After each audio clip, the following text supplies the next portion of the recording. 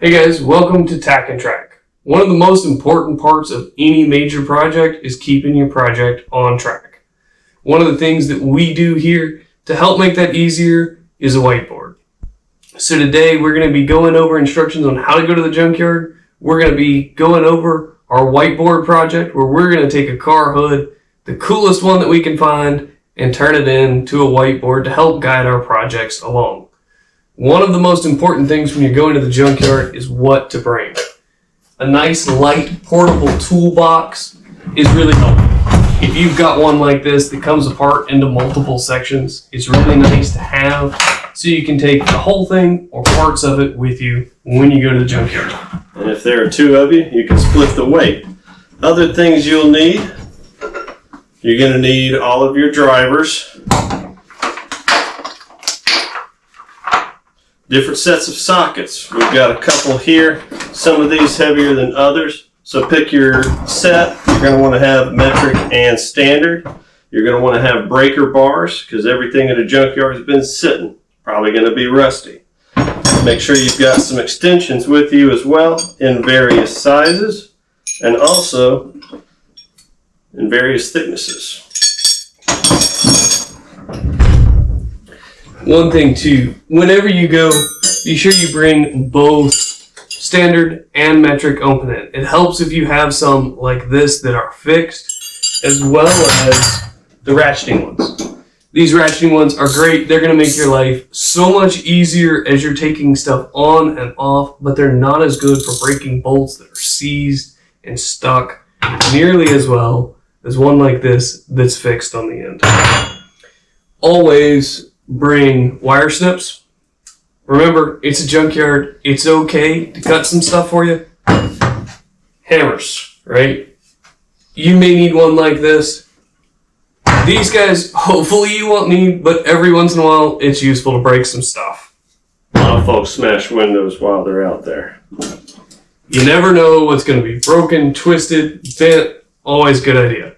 Vice grips, always good to have, as well as various sizes of screwdrivers, guys. Be sure you bring multiples, different sizes. A lot of stuff at junkyards have the wrong bolts, set up wrong, just generically. Cars out there, there's a reason they're in the junkyard. And the last important thing that we have, junkyards can be dangerous. In fact, when you walk in to pull apart, and we'll show you a picture here in a second, there's a wall of faces of people not allowed back in there because of, well, nefarious acts that they may have committed while on site, including, some murders. So bring a gun with you and bring a friend with you. Don't go by yourself.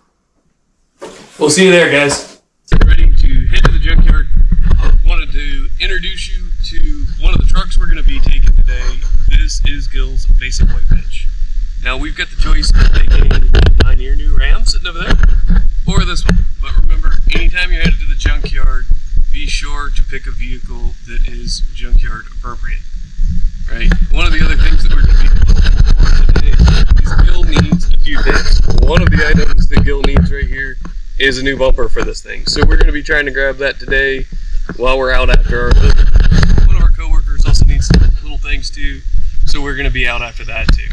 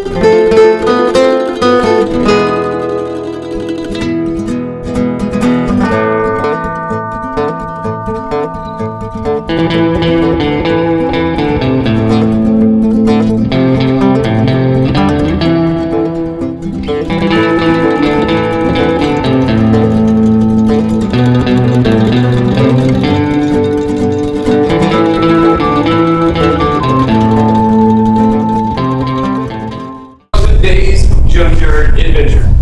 We got an opportunity to take a wheelbarrow with no handles. Then we tried out one with no wheels, which, once again was the one with no handles. Then we had one stolen right out from underneath us, and then we hounded a man and all of his friends for another one. And then we thought, well, wheelbarrows may not be the way to go. They have golf carts. We're used to golf carts. We use them at work every day. I haven't had a job without a golf cart in 10 years. Let's see if we can rent one. And they said, no, we're all out, even though there were 3 right there that looked ready to go to me. Next up, we had a lady come up to us as we were walking through the junkyard and said, do you know where the exhaust pipe is? To which we answered, no, I have no idea, and kept moving. And that was the right answer. Don't stop at the junkyard and talk to folks. Excuse me, let me ask you a question. Yes, ma'am. What about the exhaust pipe? The exhaust. I have no idea. So you guys will have to check out the Battle Beetle. I'm throwing up a link right now to where you guys can see the Battle Beetle advertising their used cars. And nothing to me screams quality used cars quite like a Battle Beetle set up to advertise cars at the junkyard as used cars. Because where's a better place to buy a used car than a junkyard? Yes, now we did see a very nice late 70s Honda Civic that we were willing to barter on but didn't actually know who to talk to. So maybe one day we'll come across that car again and buy it from them and do a build on it. It was, after all, pretty sweet, and the interior plush. We were excited about that. Couldn't find the right guy to talk to, so we moved on. Next, we had a list of parts that we went there for, and we found 5% of our list. We found tons of vehicles that were supposed to have that part. They were picked through. So that was a bit of a problem for us. Next up, we went hunting for the coolest hood in the entire junkyard. Which you would think, right? There's gonna be some really awesome hoods in there. And you know what we found a whole lot of hoods for? GMC Envoys. There's a Envoy. There's one, there's one, there's one, there's one, there's one. GMC Envoys were everywhere, so we kept looking. We crossed over Ford Fiestas in lime green, although we were attracted to them with that color. Oh, a new Fiesta? We passed over Mitsubishi Eclipses in bright yellow because that's not exactly a whiteboard, is it? And because we wanted it to be white, we found a reverse opening hood off of a very blue Jaguar made in 2002, the XJ Jaguar with the V8. Now, we were going to just steal this hood because, after all, it is a Jaguar, but we did have some deciding to do over a hood from a BMW, but we didn't want to be followed too closely, so we went with the Jag. It's big enough for what we needed to do. It was still shiny, and we just like the interior on that car. So that's what we chose. It's now hanging behind us, as you see here. And we're going to be doing our builds on this board, Bradley. One thing that is a absolute travesty is we are missing our kitty cat up here on the front. I think it was supposed to be a cougar, isn't that right? Yeah. It's either a cougar or a lion. A lion. A lion. Probably a lion. A lion. That sounds right. Yeah. So this is always a really cool idea to throw up in your shop for a whiteboard that's not white, nor actually a board. But it's cool.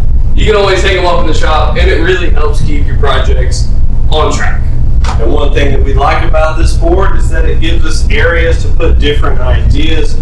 We can do interior here, exterior here, engine here. We've got a lot of options with this board, and that's really all you can say about whiteboards. So tune in next time to see us on Tack and Track. Don't forget, like, comment, and subscribe, guys. Thank you so much. Oh, Mopar or no car? Here we go. I think he went with no car.